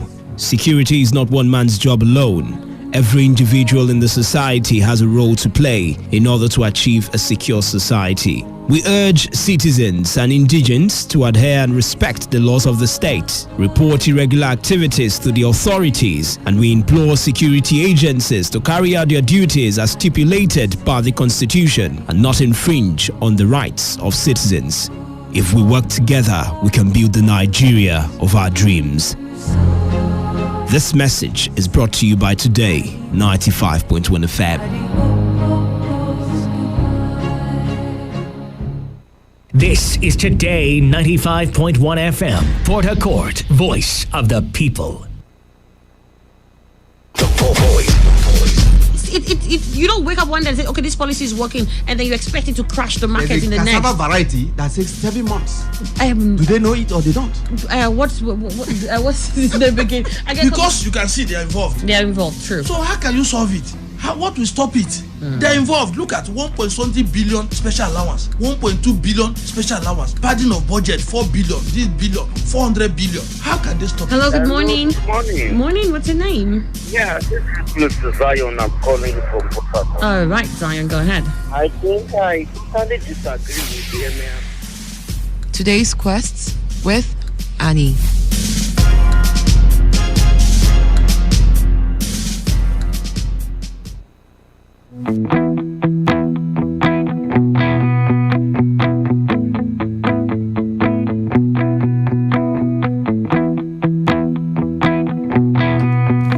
Welcome back. 28 minutes has gone past 9. It's still Wednesday, don't worry. It's still Wednesday. And we're still checking out the papers. We're not done yet. But just before we left, we're speaking on the Bayelsa State Governor who's comparing Nembe oil spill to Hiroshima. And you've got Niger Delta youths who are knocking the governor for that. All right. But you were saying something then, Dr. Emmanuel. I said that my worry there is that you see people who try to score cheap political goal. You know, this sort of prebender politics, you know, meshed with psychophancy. People who want to take undue advantage of a troubled situation. I mean, they fish in a troubled sea, you know. Otherwise, I don't see any crime that the governor has committed. I mean, if you also come to think of it, when you compare something, you know, you're actually looking at the similarities and even the similarities, you know. That's the basis for comparison. And of course, if you also look at it, you consider the fact that, you know, oil spillage is part of the environmental perturbations in this part of the globe, where aquatic bodies are being destroyed, and the people are, you know, majorly fishermen and farmers whose livelihood depend on these sources of livelihood. And so if this thing threatens the sources of livelihood, what it means, therefore, is that, you know, you are decimating lives. There are people who die, you know. And again, if you also talk about the kind of exploitative tendencies in terms of gas flaring in this part of the globe, the environment is being devastated. You know, I was just wondering, sometime I was looking at some of the few rivers and streams I, you know, used to pass by. You know, I've discovered that, you know, you see these rivers and streams, the tidal wave is no longer there. They are still, and the color is almost ash color. But back in the days when we were younger, these are very lively streams. You know, you can go there and swim, you can go there and do all kinds of things, you can fish there. But these days, they are no longer there, they are still water. You know, which of course suggests the fact that either there's some kind of poisonous hydrocarbons have been, plunged into them to the extent that, they no longer flow. And of course, you see water hyacinth everywhere. And of course, the people can no longer there to fish. They can no longer go there to fish. So when the environment cannot support life, what does it mean? What message is it sending? And the same thing that happened in the Hiroshima is also about, decimating the environment. The land topography has been devastated, the soil profile and texture destroyed, and of course that environment can no longer support life. That's exactly what is happening when you have oil spillage in that magnitude in Nembe. And then anybody that says this kind of lines will be doing so just because they want government to favor them. No, Annie. If I have, do you know that? Before you begin to explain, yes. Is it that everybody who makes comments in that like manner are doing so only because they want favor from government? Annie, because I don't see any rationale for them to ask the governor to resign. I understand. That's why I said we did say, are they not being dramatic? We asked. I said, in accusing one person of being dramatic, are you not being overly dramatic yourself? Because somebody compared something to Hiroshima, does that warrant the person to resign? Exactly. That's the point I'm making. Yeah. So in being dramatic, are you saying that they only did that because they want to curry favor? And we have seen cases where in the political horizon of Nigeria, people say things not because they want to actually look at the facts on ground. So yes, they want to curry favor. Let me help you along that line. That's what he's trying to say. I can't see any reason why. So yes, they do this because they want favor. That's what you're saying, right? Yeah. Good. Just say, let me hurry up along the line. Because I'm seeing it as being more sycophantic on the part of federal government, supporting federal government. But in doing that, they are being sycophants. When you are sycophant, that's a sort of being sycophant. But to curry favor, no, you cannot be hitting at somebody and then looking for favor from that person. No, from federal government. That's what I'm saying. Okay, from federal government. I'm not talking about Bayelsa. Okay, from federal government. Then I think I also agree. Yeah, this is part of prebenda politics. Yes. But I think that the what group is that again? In Niger, whatever group, Niger Delta, NYDC or something like that, NDYC, Niger Delta Youth something, coalition. I think that they were hitting at the wrong person, and that's why I said they were being overly dramatic. Exactly. I remember that it was Sharon Ekpeazu who did mention the issue of Hiroshima. Yeah. And I've tried to check where Doye mentioned it, and I haven't seen. It was Sharon, the minister, Minister of State for Environment, who says, I've been to that oil spill, and what I saw there can be compared to the Hiroshima. So, didn't they listen to her? That's what I'm saying. So, were you just looking for somebody to yell at? I said, no. This one is home. This is home team. So we can't attack you. They've gone to court. They've sought an injunction. But this is the Senate Committee on. Shouldn't they probe issues like this, or is it beyond them? Just go to court if you have an issue of whether it was fraudulently sold to A or B. Emmanuel. Well, I think the Senate has every right to do their job. Because they dragged a former Department of Government into it. They said the former, since they merged them up now, you don't have a Department of Petroleum Resources anymore. Well, you see, the judgment will be based on what happened before, because it's not now that it happened. So I think the Senate should be allowed to do their job. They are established to do this kind of job, and let them do it. It's just like somebody coming out and say police should not investigate anything that happens. Now, you see, I think we are getting maybe very used to all this kind of, whichever guys you look at it, the perpetual injunction something, even though you don't call it perpetual injunction. Where you are now saying, let nobody probe this thing. How can it be? That it doesn't mean that whatever happens, just take it that way. The Senate should go ahead and not listening to them. Even if a court stops them, they also have a right to approach the court and say, look at what we are doing. It's a constitutionally assigned duty. And I think the court knows about the constitution and of course will unban them if they were banned. So whatever their name may be is just trying to scratch on the surface, because that is skin deep. It won't go to anywhere. They must do their job. I'm talking about the Senate. What do you think, Dr. Emmanuel? Yeah, I think that the Chief Judge of this country has warned judges about this indiscriminate injunctions. I was thinking that would have caged them a little bit, because I also know that they are aware of the due process. I mean, when you have a legislative arm that is supposed to perform oversight function, you now see a court trying to stop them.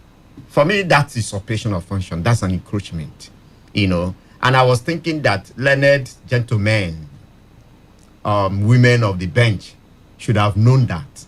I don't know if it is automatic that anybody that approaches a court for an injunction, you just grant without even considering or letting the person know the legal implications, or even outrightly refusing that kind of request or plea. You know, any plea that comes for you to grant injunction, you just grant. I don't understand. I would wonder the kind of legal education is it that they don't understand some of these things, or is it that they are being beclouded by a sense of selfish interest or something? This is a procedure that is expected to exhaust. If the Senate committee has exhausted their findings or their investigation, and you are not satisfied with that, that is when you can now approach a court. But I do know that the other party that went to court to get injunction is merely buying time. Maybe they just want to, like, this period we're going to explore our oil and get it and then make our money before they will come back. We have already, before the court will settle everything. I think they're just trying to buy time. And that is, for me, you know, miscarriage of justice. And I also know that, you know, the actions of the scrapped DPR, they are still valid. In spite of fight. What they did was still valid. And I would think that's why the Senate needs to investigate, because oversight functions. Exactly, oversight functions. So why would you just really go to court undermining the process that has been set in place legally? So what is the fear then? I want to ask them, what's the fear? Well, again, maybe the committee is saying whoever gives us. No, but I was also and they're saying, that, look, this thing is taking a different turn. We thought we were going to be dispassionate about this conversation. So, because they came the first time. Remember, they said they did appear the first time. Yeah. And the next two, they refused to come. So why did they refuse? I think we should hear HEPL first. Yeah. Why did you refuse to go?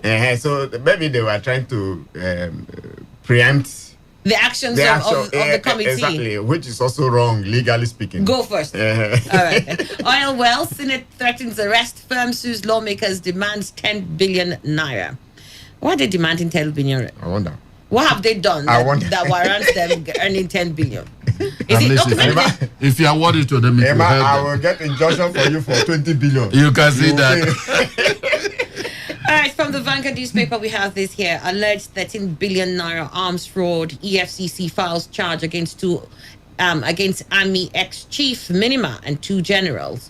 The Economic and Financial Crimes Commission, EFCC, has filed criminal charges against the former Chief of Army Staff, Lieutenant General Kenneth Minima, retired, over alleged diversion of 13 billion naira meant for procurement of arms. Others listed as defendants in the charge, the anti-graft agency lodged before a high court in the Federal Capital Territory, a one-time chief of accounts and budget of the Nigerian Army, Major General A.O. Adetayo, and as well as the former Director of Finance and Accounts of the Nigerian Army, Brigadier General R.I. Odi. EFCC is in a recent report alleged that between 2010 and 2015, several billions of naira were received by the Nigerian Army from the federal government for procurement of military hardwares and were discovered to have been misappropriated by senior army officers. The anti-graft agency told the court that in the course of the investigation conducted, it was revealed that the sum of 13,798,619,309 naira was misappropriated by the following persons: Lieutenant General KTJ Minima, retired, the former Chief of Army Staff, and Major General A.O. Adetayo, one-time Chief of Accounts and Budget, Nigerian Army, and then Colonel R.I.O.D., former Director, Finance and Accounts, Nigerian Army. The sums were transferred from various accounts belonging to the Nigerian Army and moved to company accounts of entities that had no business relations with the Nigerian Army. This caused huge loss to the Nigerian Army and the federal government of Nigeria through the unlawful gains made by the aforementioned officers who converted the monies for their personal use. The legal advice on the investigation opined that a prima facie case has been sustained against the officers, EFCC added. It said the outcome of the investigation led to the filing of charges against the 3 officers fingered in the alleged fraud. Emmanuel, what are your thoughts? Well, my thought certainly is that he said a prima facie. The prima facie case, good. Go ahead, prosecute it objectively, and let us see exactly if they will be guilty. Because you may have a prima facie evidence, for instance. In the end, it won't also point to that direction. Then the people will be acquitted or discharged. Whatever be the case, whoever takes the money of government that is not his, perhaps you were appointed to look after that money, use it in means that will benefit the nation, whether through military or any other one. Then you divert that to your own. If that is true, let the person be made to face the music by either paying back the money and perhaps being disciplined by prosecution. That is it. Payback can't be disciplined. Because why did you take in the first place? Yes, it's not your own. Now, you, for instance, you give me money, use it and do this one. I just remembered I have a pocket. You understand what it means? Then that's exactly the kind of thing that we are hearing. But as it is now, let us not jump into conclusion. Yeah. But thoroughly and painstakingly find out if it is that way. Please prosecute them and let them refund the money. All right, Ben, let's get your thoughts. Yeah, I think it's quite obvious that the anti-graft agency is expected to do its functions, perform its functions, and that is what is playing out now, you know. And anybody who, after court has established the fact, is found guilty of that should face the music of the law, you know. And I think that EFCC should also extend its tentacles to other force agencies like the police. I've never heard them talk about the police investigating the IGP, former IGP. But I think that maybe they are trying to also, prepare their records and before. Yes, you know. How long? Yeah, I don't know how long, but if they're preparing a record for one, nothing stops you from because recording. the way I'm saying that is sometimes you look at some of these military personnel or police officers, you know, they see them looking very wretched. And part of the complaint is that they don't have what they are supposed to get in terms of remuneration. Recently, Senate committee, was this Senate committee that was complaining about why barracks have been in that kind of devastation. Yeah. And I do know that government has been making, consistent budgets for the barracks to be given a facelift. So I think those things need to be properly proved. But again, I want to also say that what is good for the geese is also good for the gander. You should also extend to even not only minima and the other military, even the immediate past ones. What is his name? They should also prove them. Yes, they should also prove them. But I think that at the end of the day, let justice prevail. All right. Well, I mean, we can't ask why this particular people? Why are you querying or investigating these people? The EFCC's job is to investigate these things. Exactly. And then prove in court that indeed these people are guilty of the crimes they allege them. So by all means, EFCC should go to court, drag them through the processes, and hopefully they had done their assignment right. They don't get to court at the end of the day, get kicked out. That is the problem always. I hope they will be thorough, because not when they reach there, the pendulum will swing against the EFCC itself. All right. Switzerland ANEG signed contract on Mantra Phase 2 over recovered $322.5 million of actual loot. In a bid for judicious use of recovered $322.5 million loot by Nigeria's former head of state, late General Sani Abacha, the Switzerland government has signed a $50 contract with the African Network for Environment and Economic Justice, ANEG, for the completion of the independent civil society monitoring of the recovered loot being distributed to poor Nigerians through the Conditional Cash Transfer CCT program of the Buhari-led administration. This was made known by the executive director of ANEG, Reverend David Ugolo, in a statement where Ugolo explained that the contract is for the implementation of Mantra 2, signed by Mr. Holger Tusch, on behalf of the Division Global Institutions of the Federal Department of Foreign Affairs, Swiss Agency for Development and Cooperation, and ANEJ. According to Ugolo, the contract spans for 1 year, beginning November 2021, covering 8% of the total monitoring funds for the project. The statement reads in part, the agreement is coming after a couple of meetings between the Swiss government, ANEJ, and other stakeholders to ensure the realization of the tripartite memorandum of understanding signed between Nigeria and Switzerland on the side of the inaugural Global Forum on Asset Recovery Summit held in Washington, D.C. in December 2017. By virtue of Article 13 of the United Nations Convention Against Corruption 2003, states parties to the convention are mandated to involve civil society organizations in the combat of corruption.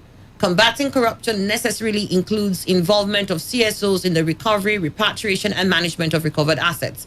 In compliance with the above UNCAC regulation, the federal government of Nigeria agreed a terms of reference with Nigeria civil society organizations for the purpose of monitoring the return of $322.5 million Abacha loots.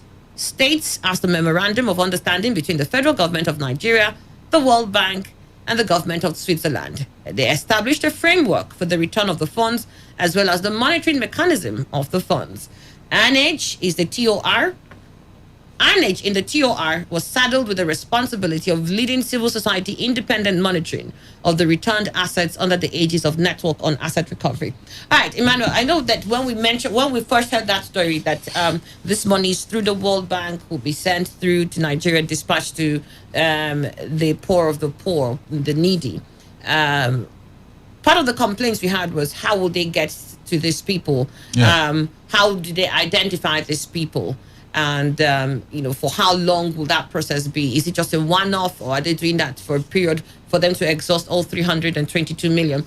But, I mean, now that we hear a side where civil society organizations are supposed to monitor and to ascertain that indeed these funds are getting to who it should get, does that give you hope that this is done right? Yes, it does. It does. In fact, it gives it a clarification more, because all along we've been talking about how can they get at this, and it shows that from the negotiations, that was the template that it will get, and so far I think they say for a year or so, I don't know. Yeah, for a year. Good. That means whatever, even though it's still very sketchy how the people are picked, but we now believe that they have monitors, and if these monitors are seeing whoever they eventually pick, if they pick Emmanuel Dukwe now and they say he's the poor of the poor, it doesn't matter. All Emmanuel Dukwe wants is to give him his own due. Simple. Now, and the civil society who are monitoring have seen that truly I should belong to that. That means, of course, they are doing the right thing. But what I'm wondering is this. Only God, I must say, knows how much this Abacha had taken away from this. Was it just because I think at that time we still had this institution of Nigerian Minting and Printing Company. Perhaps he was just ordering them print, and as soon as they print it, we ship abroad. I don't understand. How is it that the thing does not finish every time Abacha loot, and again? Is it only Abacha? Must one die before we delve into investigating others and then bring their own? Because when we eventually, if ever it will finish, when we eventually finish Abacha's own, that means those who have their own abroad also will it remain there because they are not dead. Is it how a country can go about prosecuting corrupt individuals? And does it not smack again of usurpation of Nigerian sovereignty when, because of perhaps our corrupt mindedness, we've been branded that no, you see, this is how you are going to use this money? Because it was taken by a head of state of Nigeria. I think ordinarily, if it were not because of element of corruption, they should have given it back to Nigeria. Nigerian authorities will decide how to use this money. But now they dictated so that any slip from the template will make them say, no, we are not giving again. You see, this tranche we won't release. Okay. So for me, it's still shrouded in wonderment also. All right, Dr. Emmanuel. Yeah, and let me first of all express my disenchantment with this scheme, this program, this idea of distributing money to the poor of the poor, the hoi polloi. First, it's discriminatory because Nigeria is not made up only of the hoi pollois, the poor of the poor. Those of them who are also in the middle class also need these things. For instance, the economy is affecting everybody, no matter your class in this country. And I was thinking that such huge amount of money would have invested in, viable economic, venture that would have even, positively affected the lives of everybody, including the poor of the poor. So for me, I have that kind of, disenchantment with that program. Now, be that as it may, they have already started it. Sometimes in my neighborhood, I begin to ask people, I think that, have you received anything from government? And the answer has been no. And so I begin to wonder how, they actually, what their parameters are in terms of actually selecting the poor of the poor. But be that as it may, I think that the civil society, who are they? Who are they civil society? Are they Nigerians? Are they also Nigerians? And my fear is that, given, the nature of most Nigerians, not all of them, we're all same people here, civil society, sometimes I had the opportunity to interact with civil society, and I was like, you people are merely prescriptive people. You just wait for, an action to take place. You are not as innovative as civil society organizations were in the days past, where you need to take proactive measures to actually, try to nip some government actions in the bud before they even, implement them. Now you are more or less reactionary, So, but who are these civil society? Are they not Nigerians? Are we saying that they are pure breed of Nigerians who may not compromise? So that's my fear. And again, if you also begin to, it's a 1-year program, again, money will be invested again, because you need to also motivate those who will be going to do these things. They are sitting, they are meeting, maybe hotel bills and all that. And before you know it again, we'll be talking about recovering another money from those who are participating in the program again. So how did they disburse their $50,000? Exactly. How did they? We'll be asking that kind of question. So, and whether in investigating the 322 million that they didn't receive $50,000 too from them, remonitor the other. So the process. No, now what I say, are you saying our civil society organizations are? No, I didn't say that. No. That didn't come from my mouth. I would agree with you on that. but it can be dicey, really, because it is. When we look at Nigeria, we already believe that it depends on who is beating the drum. Exactly. That's where you get the dance from. But I want to believe that you still have some of these agencies that are at par with their counterparts outside Nigeria, and also try and strive to deliver along those paths. And I want to believe that ANAGE is one of those, and that whichever agency they will partner with to do that, because they've been doing that throughout the year of 2020, right? Yeah. So yes, they have. I want to hope that along the line that they're able to streamline this properly. I think what is important for me is when we'll have that sort of data released to the public, so we understand, what they have adjudged that process to be. All right, that is one story that we took. We'll come back to this. Nigeria ranks below Seychelles, Lesotho, Namibia, others in Global Passport Index. Says the latest Global Passport Index has ranked Nigeria 103 out of 116 countries with the most powerful international passports in the world. We'll return and we'll find out why our passport is doing so poorly.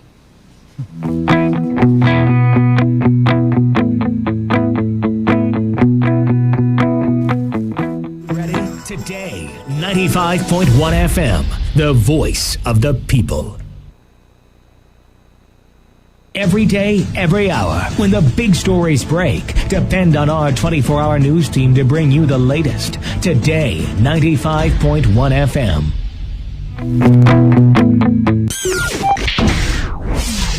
Today, 95.1 FM, Port Harcourt. News update.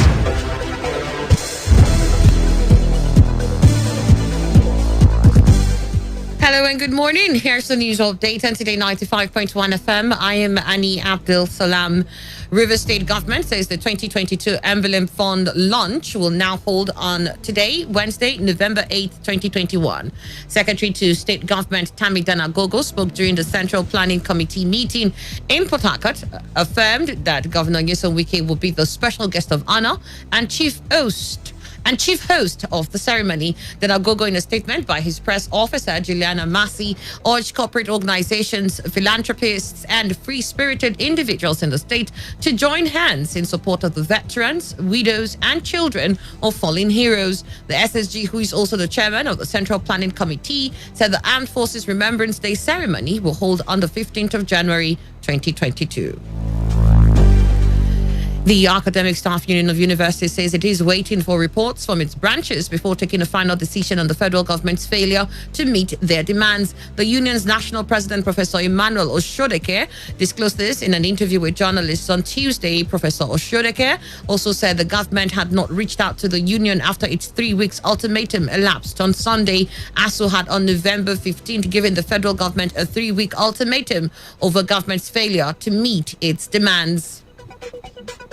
Kaduna State Government has commenced another competency test for primary school teachers as part of efforts to ensure quality teaching and learning in basic schools across the state. This comes almost 4 years after it conducted a similar exercise that led to the dismissal of 22,000 unqualified teachers and the recruitment of 25,000 qualified ones. Speaking at the commencement of the computer-based test held in 3 different centers, the chairman of the State Universal Basic Education Board, Tijani Abdullahi, said the competency test is not to sack any teacher, but to identify gaps in the subject areas for the purpose of training and retraining the teachers.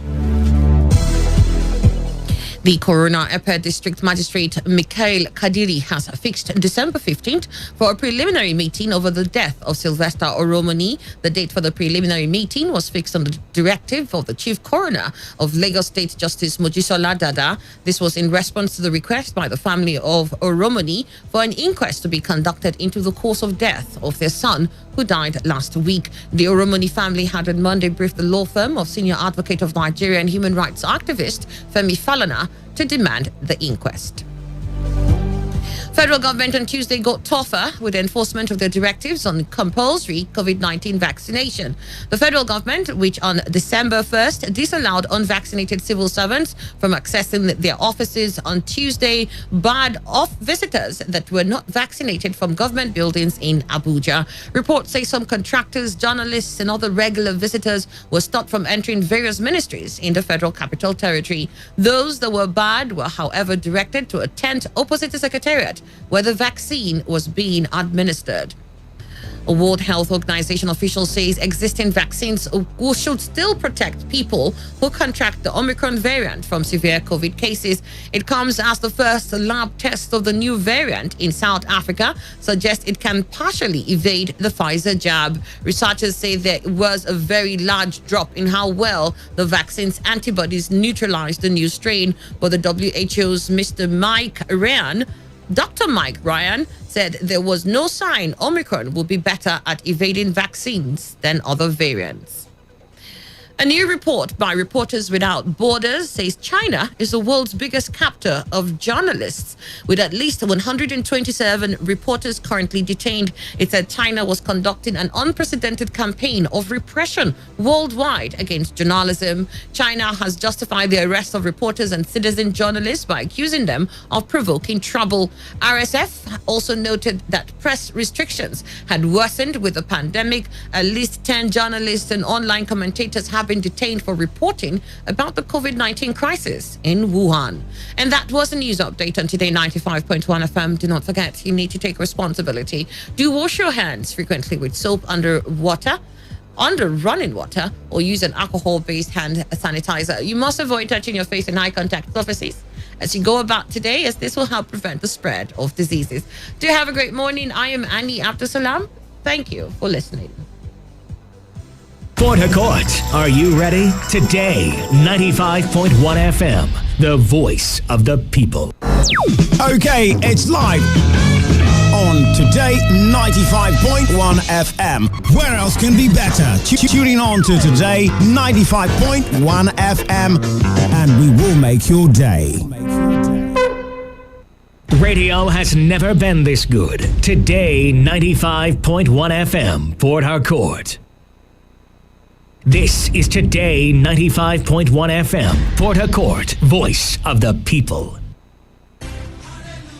The people of Israel suffered the young lockdown, no. But when he finished, God provide for them nyafu and then jollificate. Come, make yourself test that kind jollity for Holy Ghost Congress 2021, where them call The siege is over. Date now Monday 6, go reach Friday 10 December 2021. Now for retention camp, kilometer 46, Lagos Ibadan Expressway, go Shele. Time now 7 p.m. every day. Pastor E.A. Adeboye, another man where God and not go move the ministry. Come make yourself receive healing, deliverance, salvation, and blessing where go pour out nyafu. Jesus na Baba. Otimbi na Timbelio. Rumba in Congo. You fit to fly don't carry another package call for Hona. 7 days explosive vacation for Kigali and Congo. For this vacation return flight, go there to enter Kigali and Congo plus 2 visas. 3 different nights for Kigali and Goma. Ship cruise for 190. Hotel Rwanda, the Runga National Park plus other documented badumenti will go the Shelle from December 14 go to December 21 with the shake the money. For more information, Mokuna call us or talk with Port Harcourt office 09070 37 36 96. This is correct vacation. Now you fit to fly, carry and come. Supported by the government of the Democratic Republic of Congo. This one go choke.